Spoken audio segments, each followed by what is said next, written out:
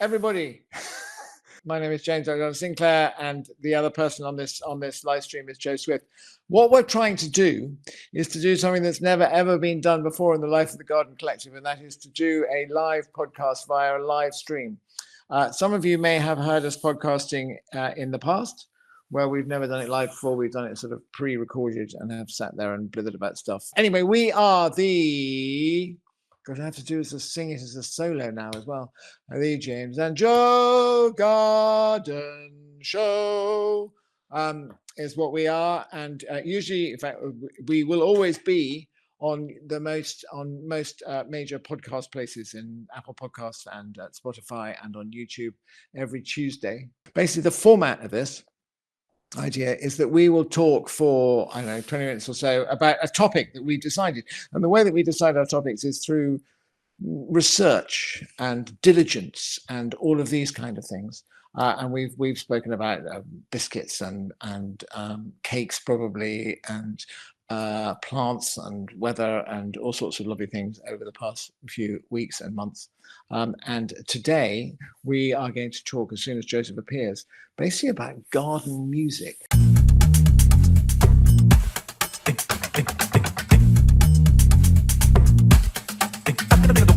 When you garden, now, a lot of people listen to music in their headphones, and that's quite interesting. I would prefer to hear. I do listen to music. I listen to football, and there's sometimes, you know, when I'm doing a really mundane task, I might listen to music. But on the whole, I would just rather hear the bird song and the you know, the natural world out there. It's slightly different when you're living in London and maybe surrounded by traffic. It is. It's a different thing. So as I was saying earlier, while you were trying to sort this out, we used to have the radio on when we were contractors all the time. The radio would play. Nowadays, I almost invariably have one earphone in my ear when I'm gardening, and I listen to The Rest Is History, and I listen to stuff like that. I'm quite good on the Romans and all this. Anything that's like that I listen to. I obviously listen to all the articles written by everybody who's part of the Garden Collective, because their articles are not just written but also read, and I listen to them. I listen to us occasionally. I feel somebody ought to listen to us, so I feel that I have to do it just once, just to make sure. You've got to get the numbers up a bit. We have to get the numbers up a little bit. I have to go in there and say that we like it. But no, I don't listen to music any longer while gardening. It's not. I listen to music when I'm writing, when I'm designing, when I'm doing almost everything else that I do. But when I'm actually out there weeding or doing things like that, I tend not to indulge in music. Yeah, when I go on site, it's like when I go on site, sometimes you've got our guys there, and that, you know, it depends on the size of the garden and the client, but sometimes they're blasting out music to try and keep their energy levels up. If I'm placing plants, I literally go straight to this, you know, radio boogie box thing and turn it off. You're such a grumpy old man. And they say, and they all look at each other, and one of them says, "I told you he was going to do that." But I just because it's so distracting sometimes. You know, you don't know what tune's coming on next. It's different if you're in control of your own music, but if there's just this sort of, you know, random music coming out, and you're really trying to get into the groove, and you know, maybe I think we're slightly different in the way we garden. Basically, James, you obviously don't use all of your heart and soul and intelligence when you're on site. You're just like, oh yeah, I'll just put them over there and I'll listen to a bit of Rest Is History. Yeah, I find I can do two things at once, which is obviously the difference between us. And I can place plants. I definitely like when I'm placing plants on a job. You know, you arrive there. Landscapers are doing a really good job. They've got it to the stage where we can actually go in there and actually put plants out. And people say, "Oh, can I help?" And I would say, no, I don't really want anybody to help with that stage. I want to be able to just go, and, you know, it involves a lot of wheelbarrowing and carrying baskets of plants from one side to the other. But I actually just want to be left alone to do that. And one of the good ways to be left alone is to just stick a headphone in. Yeah. To something else, which means that I'm then concentrating and thinking, because I find that when I'm doing a planting plan, I don't actually do it on paper. I do it in my head. And do it on the ground. And so that sort of the isolation of putting something in your ears so that you're not distracted by anything else is actually quite a nice I get thing. that. I get that because it's like when I planted my Horatio's garden, I had 20 volunteers there on the day the plants turned up, and I realised they were there 2 days too early because they all want to do something, and you really need to get the plant, place them all out, and it's like, okay, now you can go for it. We're getting some questions coming through. I would hope I've there should turned my be some volume up to full, questions. can hear both loud, no headphones in either. Okay, that's good. What about gardens? What about music about gardens and gardening? Okay. Well, yeah. All right. I was going to tell you a story about some Russians, but we can do that one. Do that one another day. Music about. Well, we covered. I sang when you were absent. I said, I beg your pardon. I never promised you a rose garden, which is obviously a thing about gardens. It's a classic. Which is the classic. The Octopus's Garden. Melanie says, yeah, that also Octopus's Garden in the shade. There are. I mean, there's a Van Morrison. In the Garden is called, which is it's a lovely song about. Can you sing that? I can't sing. I can't. That's not the point. That hasn't stopped me from singing once so far. I think you can sing a bit better than me, but we still need auto tune built into this. We need definitely say. I mean, yeah. I mean, there are. There's an Ed Sheeran song about gardens. There's Laura Mavula song about gardens. There's a Pearl Jam song about gardens. Is there? Yeah, I think it's called Gardens or something along those lines. I'm sure that you're on Google. You're on Google, aren't you? No, I'm not on Google actually. You're on Spotify. I had been on Google earlier in the week, and this is what I can remember. I did a whole quiz. I did a garden-related music quiz at Malvern a few years ago with Jo Wiley. I thought, okay, Jo Wiley, she's going to know all of these. She didn't know any of them at all. Nothing. Here, sowing the seeds of love, tears for fears. Sowing the seeds. I could almost sing that. So there's people making suggestions. Jarvis Cocker he wrote a tune about trees. He fell in love with trees. He talked about trees for about 2 years and wrote songs about trees. Jarvis Cocker, I remember that. So let's ask people. So this is the interactive, James. This is where we interact. People can give us songs. It saves us having to do it. So we've had Octopus's Garden, and we've had the seeds of love, sowing the seeds of love, tears of fears. I like that very much indeed. Okay, here we go. Sam Walsh. How do you get into the flow when you're doing a garden design? Do you listen to when I'm just drawing and I'm not thinking, I sometimes do listen to music, and I find, because I actually went to art college for 2 weeks. You know that, James? Do you know, you never ever let me forget that fact. I'm the original art school dropout, and I used to listen to John Peel and do all my art in the middle of the night, and in my art A level, and I'd listen to music back then, and now I find, but the problem is these days, if you've got phones, you've got people WhatsApping you, you've got emails coming through, there's people ringing you, there's stuff going on. But there's sometimes when I just block out a whole day and I think, right, this design, this garden, I'm going to spend a whole day, just to get the essence of it. Obviously, it takes longer than that. Sometimes, and that's when I just love it, because I block everything out and I can put the music on and I can find a playlist on. Actually, I've gone off Spotify, but that's a political reason. And we don't need to go into that. No. And I just listen to music and I really get into it, and all sorts of music. So what do you listen to? Jazz, reggae, funk, soul, more than classical. I do like classical when I listen to it, but I don't know enough about it. I feel like I'm a bit. I don't think you have to know. I don't know much about it, but I like listening to it, particularly when I'm drawing. Is I like to have something like that in the background.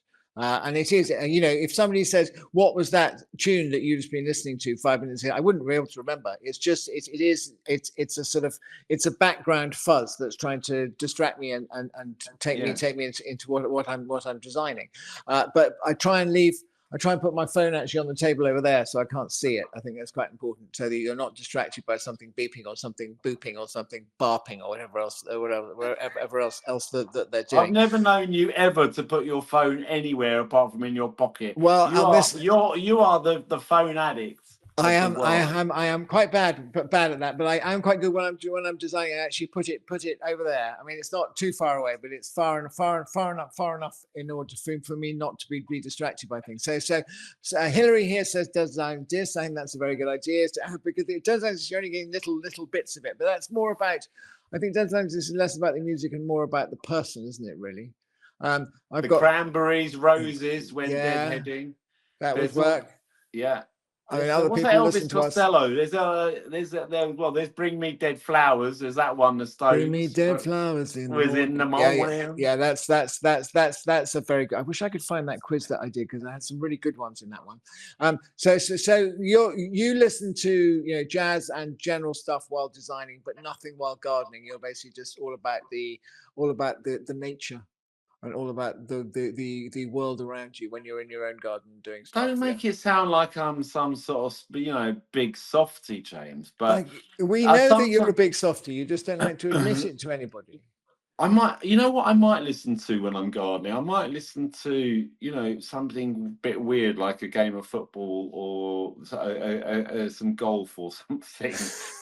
But only when I'm really, doing something very, very menial. What do you think? There was that whole thing whenever it was 20 years ago or something where they said that the Prince of Wales was crazy because he was sort of talking to plants and playing music to plants and all those kind of things. Do you think plants respond to music in any way, shape or form? You're asking me? I think we should put it out there. Well, I think we can ask. There's a lot of stuff coming through. I don't believe in all that sort of, what's it called, woo woo. It's a bit woo woo, that, isn't it? All that stuff. Yeah, but sometimes woo woo is actually right. Sometimes a bit of woo woo does you some good. Maybe that's what you need in your life, Joseph, is more woo woo. Well, I remember going to France and going to this amazing vineyard, and it wasn't a flash vineyard; it was just a lovely little local vineyard, and meeting the guy who was really a bit woo woo, and he played Jimi Hendrix too. And he asked me, we had a little sample of this wine, and he asked me if I could taste the Jimi Hendrix influence in his wine. What? Oh, what? Yeah, exactly. Okay, so that was going, and could you? I didn't. Well, I wasn't quite conscious of what I was meant to be searching for on my taste buds. No, I didn't get it. But he swore it made a difference to his vintage, and his wine, and he loved it. And he used to put a ghetto blaster out in his vineyard and play them Jimi Hendrix. Fortunately, our place was far enough away not to have to listen to that all day. Do you think? I've never really got the hang of Jimi Hendrix. I'm sorry, it's a hideous thing to. What? I know. But now I've missed it in public and in the middle of a live stream podcast that I've never really quite. It's a bit. Jimmy's the man. It's a bit. Jimmy Cliff. God rest his soul. Oh, Jimmy. We miss Jimmy Cliff very much. Jimi Hendrix is sad, but I just never quite got the hang of him. Do you? I think that there are people. You remember the sort of giant pumpkin people? I think that some of them play music to their pumpkins in order to get them to grow bigger.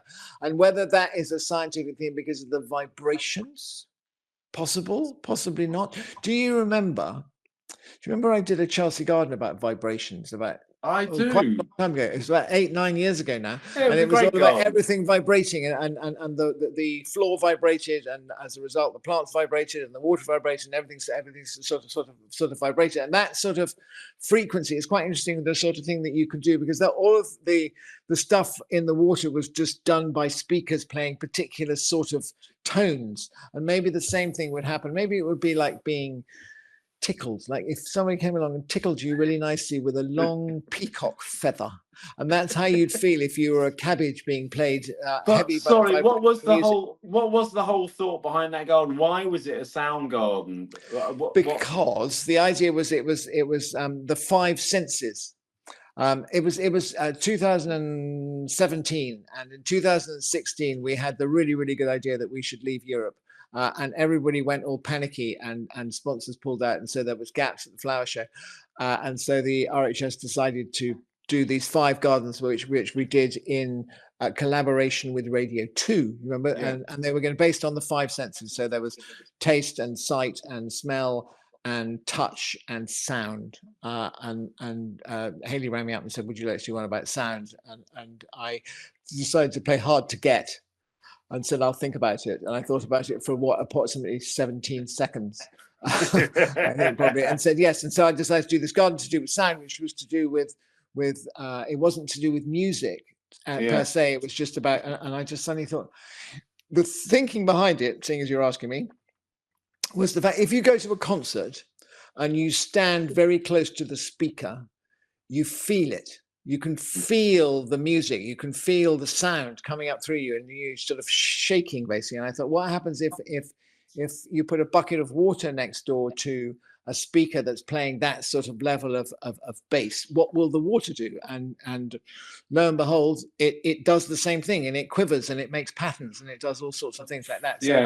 So that was the sort of principle behind it. Yeah, being a show garden, the plants weren't there long enough to know whether they actually responded in a positive or negative way to this booming bass. Yeah, no, I mean, but you know, it may. I think that there are some people who can cope with it. I don't like staying too close to a speaker because I find it tickles slightly, and maybe that's what happens to a plant. It's like being, you know, like being overstimulated, perhaps. And maybe that's. I remember there's another Chelsea garden actually where there was a very subtle musical influence. Where Tom Stewart Smith did this garden. It must be 15 years ago. It was a beautiful garden. Yeah, he had the Corten steel and he had the Viburnum Writer to fill a multi-stem. I remember it. Yeah, I remember and it. Lots and lots of colour, lots of crazy colours, and it was a really brilliant garden.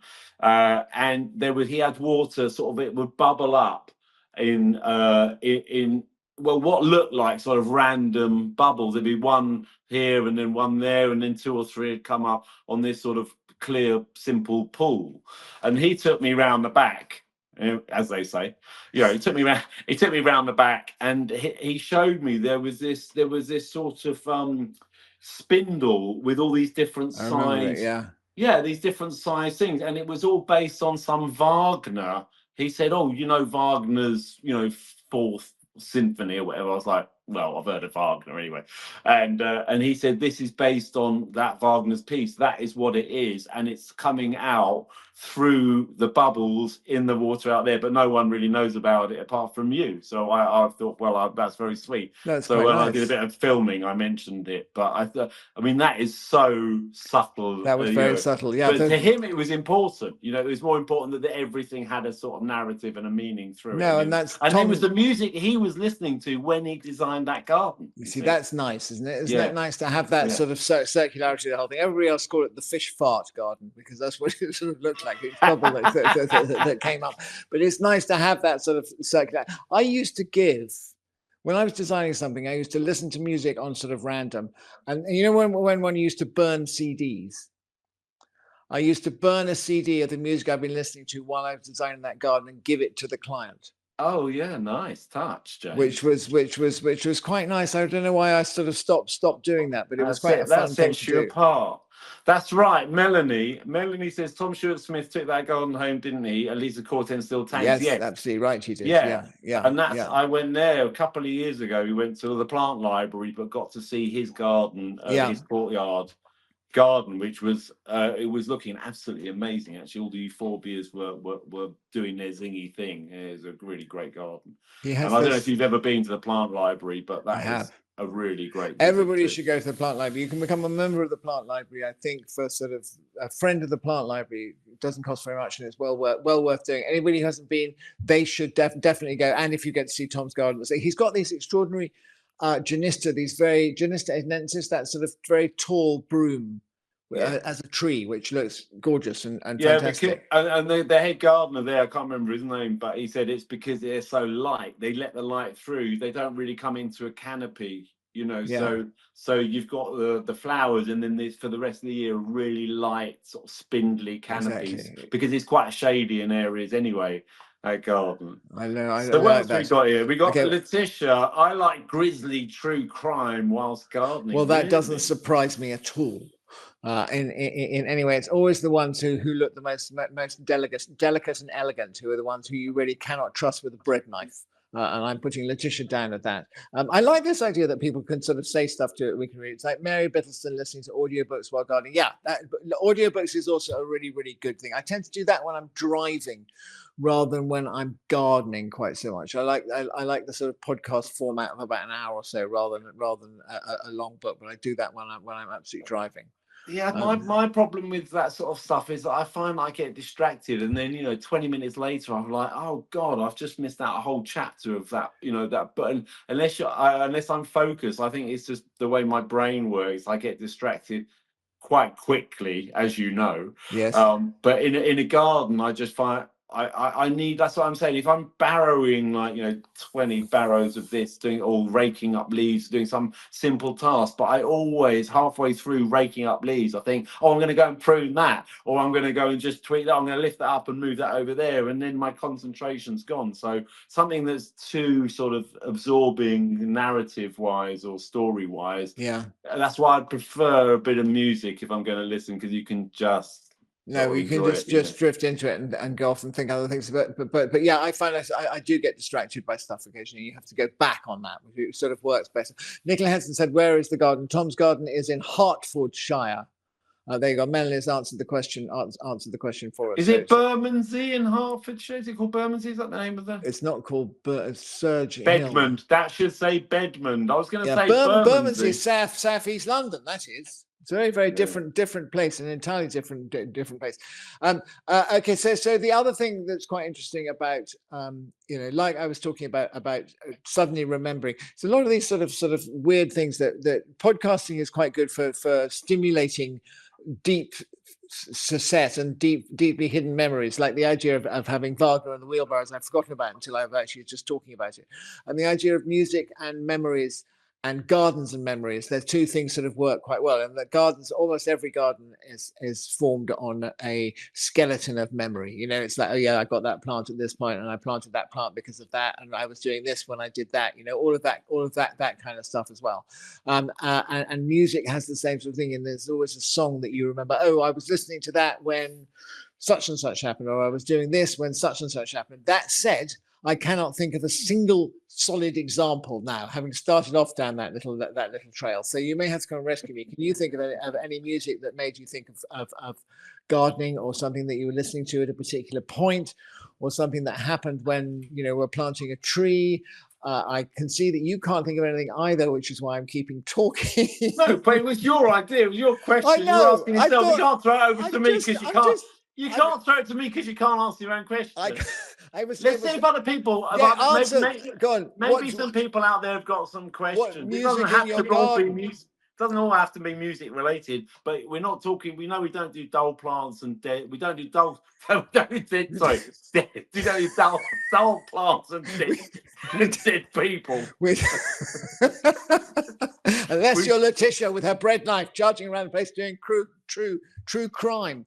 Ask us a question to stop us. Basically, Emma, do we get a gnome? No. For what? No. Sorry, nobody. I don't think we do. No, if you ask a really, really good question, then we can see what we'll see what we can do, because James has still got 500 under his bed. And there's a load of gnomes out there. I mean, it is really nice. The Garden Collective gnome is a lovely thing that quite a lot of people. Melanie, I know, has got a gnome. The various people have got gnomes, and I think it's a nice thing that brings. What we should do, Joseph, is that we should have a party somewhere for everybody who's got a gnome from all over the world, and they can turn up with. If you have a gnome, then that's your invitation. Then you can come in, and we'll do. I know, what should we do? We'll do it in we're doing Tom Stewart Smith's garden when he's not looking. I've got a Scribehound can fly them all in first class. That's definitely going to happen. That's absolutely going to happen all the time. We love the idea of that. Okay, so my little diversion about memory and music, that sort of didn't really fly very far, did it? I'm just trying to think of what I'd like all of you lot out there is give me some garden related music. Joe and I will sing it, or try to. It looks like lots of people after gnomes now. They all want gnomes. I planted lilies that haven't flowered much. Do I leave them in the pots or take them out and dry them? Hang on, Andrea, You know better than this. You know Andrea, better you'll than be this. giving us a gnome. Yeah, if you asking us questions like that, you know that's who's that question designed for, Joseph? That's designed for gardeners' question time. Correct. Send it to Bunny Guinness or Matthew Pottage. We Matthew don't do Wilson, things like Chris that. Beardshaw, Christine Walkden. Yeah, all of those gorgeous, lovely, lovely people. Plants. I love plants. That's my Christine Walkden impression. Plants, plants, plants. I like this idea. Our gnomes could go on holiday in each other's gardens. Oh, that would be sweet. That would be if we sent Sarah, we must have sent Sarah a gnome as well. This is rather nice that all these gnome people have said. Other people, what have other people named their gnomes? Oh gosh, I can't remember. There was somebody who told us today what they'd named their gnome. What was that called? That I read it out earlier. It was oh, Joseph, help me here. It was it Barbara? It was something like buttermilk or something. It was Barbara from Vancouver. Okay, so Barbara on Vancouver Island, who probably isn't listening to this because she's on Vancouver Island. She'll probably have to wait until next Tuesday before she hears it. Her gnome is called Bumblecast, which I thought was quite a good name for a gnome. And I think that Melanie may have told us what Naomi gnome. Nicola Henson's got a Naomi gnome. Oh, Letitia says, what do we both want for Christmas? What do you want for Christmas, Joseph? This is way off topic, but we might as well go off topic because we're here. We've been going on for half an hour. We'll move into the questions. I think we've sort of exhausted our formal topic, which was about music. I think that we've done quite a lot of that. We come back to it when we actually remember some things that we had forgotten. Letitia's going to get us both a Christmas present. Thanks, Letitia. What's she going to get? I just like a surprise. I like a surprise, Letitia. I don't want to know anything about it, but anyway, just let me know when the delivery's in. I'll make sure I'm in or someone's in to take it. Probably need a truckload of to be honest, a truckload of compost would do me really nicely at the moment. I would quite like a load of mulch, actually. I've got my wood chippings. I've got a lot of wood chippings, but I could do with something a little bit more sort of compost based, maybe leaf moldy and more composty. I'd be happy with that for a Christmas present. I remember, is it Joy Larkham who? Oh, I think it was Joy Larkham whose husband bought her a 10-ton load of horse manure for Christmas, and she said it was the best present she's ever had. And a load of horse shit dropped out on the road, probably. That would be easy. I think it's because I didn't mulch last year, so I'm going to mulch this year. So we're talking about gardening, which is not really what we're supposed to do on this podcast at all. But I didn't. So this year I need to get a decent mulch in. So I've got to go and find some stuff. So Letitia, I would like mulch, and I would also quite like a knitted hat with an extravagant bobble on top of it, because that's always quite fun. Julia's got a gnome called Geronimo. That's a good name. And yes, and Andrea she sent me a photograph of her friend who had a gnome that was like Jekyll but twice the size. It was like Monster Jekyll or Jekyll Daddy or something. It's like Big Daddy. Do you remember Big Daddy? Big Daddy, yeah. Giant haystacks and Big Daddy. Do you remember what Big Daddy's real name was? Was he called something? Did he have? I think he had a name that's also a woman's name. Correct. Shirley Crabtree. That's it. Well done, us. We've done that one. Shirley Crabtree. It's Lynn. I'm on Vancouver Island, and it's 10:30. So Barbara should be out of bed and listening to us by this time. Where are you, Babs? Yeah, she should be up and going. Hello, Lynn. How lovely that you're there. I think I might be coming to Vancouver Island in next autumn. I think. I hope so. So hopefully I will see various people who are doing stuff then. Yeah, Andrea Bradley, we got there. Shirley Crabtree, absolutely. What was Giant Haystack's real name? That's a more tricky question, and that's not one I know the answer to. Jeff. Do you think he was called Jeff? Or do you think he was called Maureen? Roger. Maureen. Hillary. Andrea might know. Oh, now she wants to know. She's desperate for a gnome. You guessed Shirley Crabtree, Andrea, but it wasn't a question. It did not require. You've got to come up with a garden question in order to get a name. A garden question that is neither dull nor should it be about dead plants. It's a very, very simple brief, I think, probably. Okay, is there any other questions that we've got out there? There's Lynn Shaw looking forward to it. That's great. We'll see her then. I'm just wondering, Jimmy, with such a great demand for these Gnomes. Can't we just go straight into the merch department and start flogging them off at like 15 quid a pop? Do you think that's? I just think that would cheapen the value of a gnome. What I feel that we should have is we should have a T-shirt or something along those lines. That we can have a gnome T-shirt. I feel that there is. If anybody knows anything about merch, then get in touch with us and ask us interesting and exciting questions. Okay, I'll tell you what we're going to do now. Is that I've got a complaint. All right, from somebody called Andy, and we're gonna put this out for what's the word when you what is the word? Oh, for goodness sakes! Brainstorm. No. For adjudication from all the people who are listening to this now. So this is from Andy, and you may well remember a few weeks ago or a couple of weeks ago, he sent in a question about the fact that he had a sunken garden and a hole in the garden. And we decided he was just showing off about it and therefore didn't get a gnome. And so he's put in an appeal. And he says, referee, I demand a recount. I've watched every episode of the James and Joe Garden Show and Joe's Country Garden. Oh dear. Plus a few earlier James's new garden videos. And even those ones with that nice Mr. West in them. That was in our previous manifestation. No, that's dedication. He's showing dedication. So he wants to qualify for a gnome based on sheer dogged perseverance. He admits that it is a sunken garden with 3 roomlets of different shapes and 2 sets of dodgy steps. So he thought that he was trying to pull one over on us, but he hasn't. Basically, I thought that by consulting 2 of the most prominent garden designers in the known and unknown universe, I get some advice about what to do with it. He was basically trying to get a cheap whatever from it. A cheap bit of advice. So do we think, people out there, we think that he deserves a gnome? Let's put it to a vote. Okay, yeah, that's it, basically. For all in favor, say aye.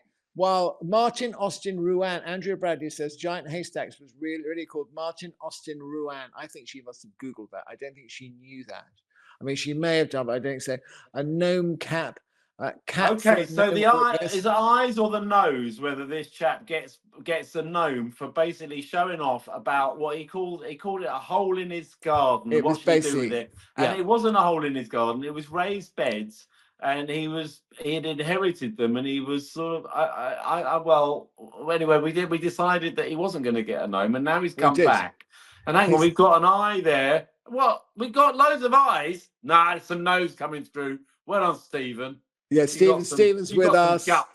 Sally Woodhead says no. Andrew says no. Sally's no. There's a count. We need to do a countdown to see how it sort of works. All right, okay. I'm still a no, by the way. I'm putting in no. I'm putting in a no. I just don't think it's. I mean, I will accept his flattery. I will accept his kind words, but he's basically just trying very hard to sort of get one over on us, and we don't buy into that kind of thing. Judith, stop going on and give the man a gnome. He is suggesting okay, I'm going to give him. I'm going to come down in the favor of the eyes, because the other thing he says at the end, he said, "I've got an idea for some merch," and he says a T-shirt with the slogan, "My question was too boring for James and Joe," which I think that's quite good. So okay, we're probably gonna give him a gnome, but not a golden one. It'll just be a gnome. Definitely not getting a golden gnome. No, he's absolutely not joking. Not doing that. He's definitely not getting that one. Okay, I've got another question here. Should we do another question? Let's do it. Can I just say that it's blowing an absolute hoolie in Dorset? Honestly, I feel like the windows are going to get blown in a minute. It's really. Anyway, it usually comes through here first, and it'll get to you in about half an hour, James. Exactly. That's what it did the other day, is that it was pouring in with rain and it came to us. Okay, this is Sarah from Hyde in Greater Manchester. Hi, James and Joe. I'm not sure if I can do accents in a live podcast. Come on. Where's he from? Manchester. Hi, James and Joe. You make me glow while listening to your garden show. Oh, it's poetry. Hi, James. It's a song. Hi, James and Joe. We could do it in the style, because it comes from Greater Manchester, you could do it in the style of Oasis. Well, the thing is, I haven't got it in front of me, so fortunately, you're going to have to sing it solo. I'm going to have to be Liam on my own. You make me glow while listening to your. What is a family of gnomes called? What is the collective word for a family of gnomes? A gnaggle. A gnaggle, possibly. Gnaggle of gnomes. I don't know what a family of gnomes. Do you know what a gnomon is? A gnomon. Yeah. What would it be? Anybody out there without Googling it? Without what? Tell me what a gnomon is. How do you spell gnomon? Gnomon. Gnomon. Are you Googling it now, aren't you? No, I'm not. A gnomon. You will find. Where will you find a gnomon? You will find a gnomon on a sundial. Oh. And it's the bit that sticks up that tells you the time. It's all of that kind. So maybe it's a gnomon of gnomes, possibly, or something like that. Or it could be the spot. You see, there's Melanie and Judith both know this. These are most and Andrea. These are our most intelligent readers. We like them. A donzi of gnomes, a specific collective noun for a group of gnomes, is a donzi. I think that's lovely. I like a donzi. A donzi of gnomes. I think that's fantastic. It's much better than a gnomon. I liked it when you asked me what the French for gnome was, as if the French would have another name for a gnome. The gnome. Andrea, you're trying to have a gnome.